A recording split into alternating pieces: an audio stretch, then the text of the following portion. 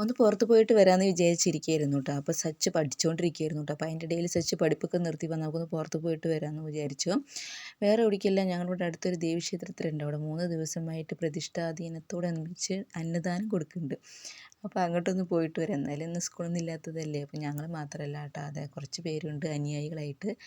അപ്പോൾ ഞങ്ങൾ അന്ന് അങ്ങനെ നടക്കണം കേട്ടോ, കുറച്ചധികം നടക്കാനുണ്ട് കേട്ടോ. അപ്പോൾ അങ്ങനെ ഇതാ ദേവീക്ഷേത്രത്തിലെത്തി. അങ്ങനെ ഞങ്ങൾ തൊഴുത് അങ്ങനെ ഇതാ അവിടെ ചാക്യാർ കൂത്തൊക്കെ നടക്കുന്നുണ്ട് കേട്ടോ. അപ്പോൾ കുറച്ച് നേരമൊക്കെ അവിടെ ഞങ്ങൾ ഇരുന്ന് സ്പെൻഡ് ചെയ്ത് അവൻ്റെ ഫ്രണ്ടിനെ കണ്ടു അപ്പോഴേക്കും. അങ്ങനെ കുറച്ച് നേരമൊക്കെ ഞങ്ങൾ അവിടെ ഇരുന്ന് ഇങ്ങനെ എല്ലാവരും കൂടി ഒരുമിച്ചൊക്കെ പോയി പുറത്തൊക്കെ പോയിട്ട് ഇങ്ങനെ ഭക്ഷണം കഴിക്കാൻ അതൊക്കെ ഭയങ്കര ഇഷ്ടമല്ലേ, പ്രത്യേകിച്ച് അന്നദാനം അല്ലേ. അങ്ങനെ ഞങ്ങളിതാ വരിയൊക്കെ നിൽക്കണം കേട്ടോ. അങ്ങനെ ഞങ്ങളിത് ഫ്രണ്ട്സൊക്കെ ആയിട്ട് ഞങ്ങളിങ്ങനെ വരിയൊക്കെ നിന്ന് ഞങ്ങളിങ്ങനെ ഇത് ഭക്ഷണം എന്താ എന്നെക്കാളും വലിയ പാത്രമാണ്.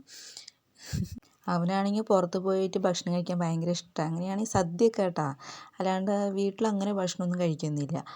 അങ്ങനെ ഇതാ ചോറൊക്കെ എല്ലാം റെഡി ആയിട്ടുണ്ട്. അപ്പോൾ ഞങ്ങൾ ഭക്ഷണമൊക്കെ കഴിച്ച് തിരിച്ചൊരു മടക്കയാത്രയായി.